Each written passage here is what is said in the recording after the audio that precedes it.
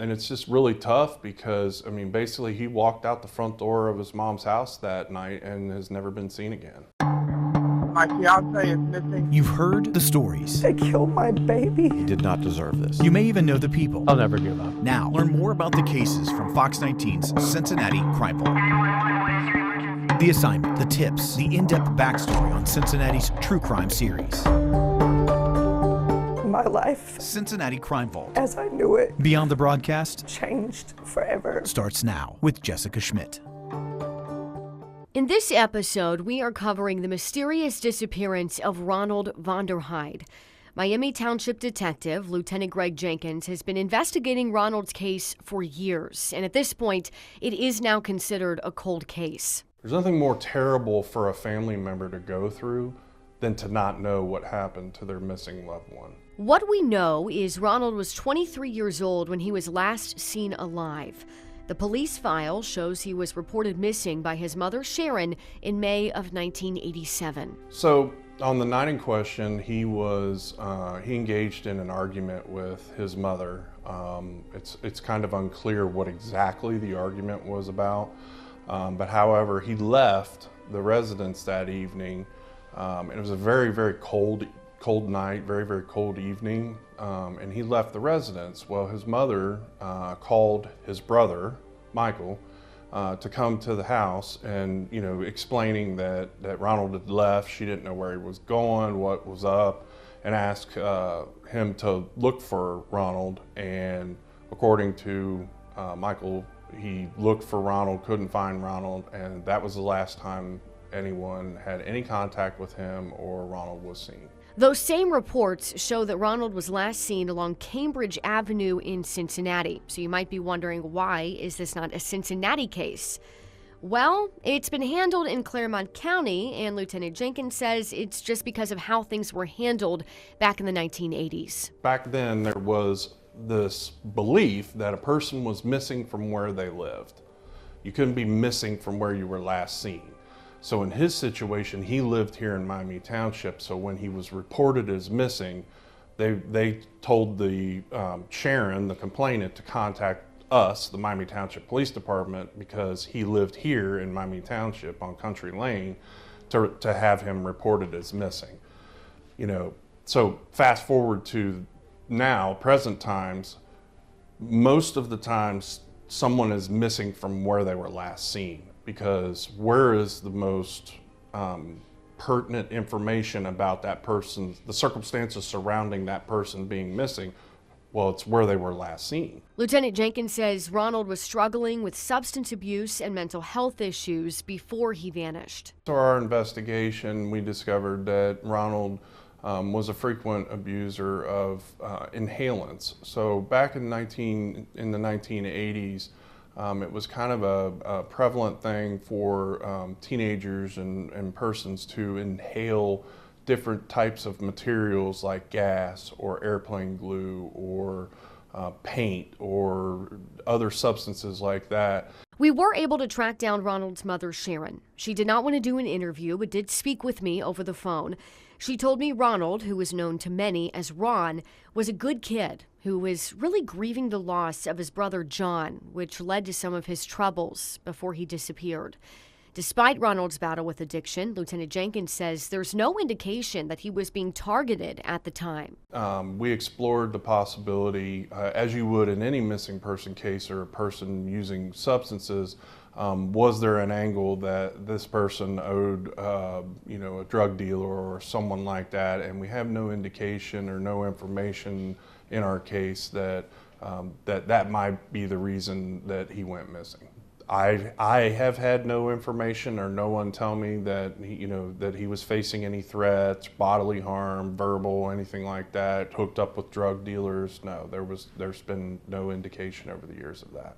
The issue, though, is police say they don't have any evidence showing Ronald is still alive. I think there's two really viable possibilities. He walked out the door, he was high on glue, he went, into the woods and he died of exposure and just was never found based on what the location was.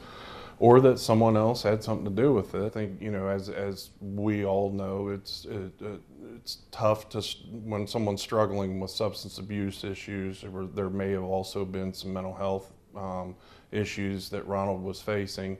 And I think that, may have added to the turmoil of his life at the time. Thus he has an argument with his mother and he runs off. And from my recollection of the case, it wasn't unusual for Ronald to disappear for a couple of days at a time when he was abusing substances. Nothing to go on in this case other than the statement from the mother, the statement from the brother who says that he went out and looked for him and didn't find him that night. There's no cell phone, which usually is a wealth of information for us because people do everything on their cell phones and they have them with them at all times. So it's tough. So that's why at this point in the investigation, Lieutenant Jenkins says they're using databases to try to track down Ronald's remains. No indication whatsoever that he is still alive. With multiple, inquiries into the NCIC database, leads, other methods that we use to confirm life versus death have been utilized, and there's been no indication after the night that he went missing that there's been any indication of life. In the early 80s, DNA wasn't thought of. It wasn't discussed, and it wasn't until the mid-90s or later, somewhere around there, that DNA became more prevalent. And then as DNA progressed through the decades, there was smaller samples needed for DNA. So one of the things that we did in this case is that DNA was collected from the mother and the brother, so that it could be entered into the University of North Texas database for possible identification of unidentified remains from any deceased persons across the country. So that mitochondrial DNA was entered into that database. Ronald did have some unique features that could help with that.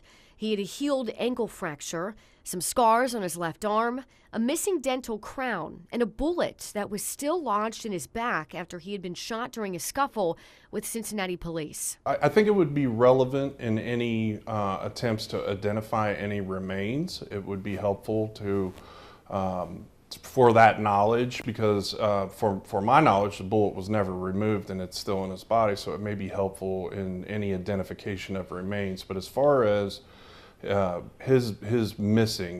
becoming missing, his situation with the Cincinnati Police Department, I don't think is relevant to his case. It was just part of his lifestyle at the time. He had a lot of contacts with police, and because of his substance abuse issues, this one turned violent. Ronald's case is out there. It's on numerous websites for missing people, including NamUs, the Charlie Project, and the Ohio Attorney General's page. And to date, we've had no results, which could mean that he's not been recovered, or because of the tremendous backlog over the years of Jane and John Does that have been in coroner's offices across the country, that may not have been run yet. While speaking with Ronald's mother, Sharon, she told me Ron was a very quiet kid, and she says if he told you something, that's the way it was. Her recollection, though, of what happened the day Ronald disappeared is different than what we found in the police reports. Sharon says that she and Ron never had disagreements and did not have one the day he vanished. Speaking to me through tears, she told me that her gut feeling is that her son is still alive, still out there somewhere. It's a sentiment Lieutenant Jenkins says he can certainly understand. I feel very comfortable in saying that I believe that his mother does want her son located, discovered, regardless of what someone's going through, mental health-wise, substance abuse. They're a human being. They're a brother, a son, father, what have you, and they deserve to be found. They deserve to know. We, the family, deserve to know what happened to that person, and for the truth to come out.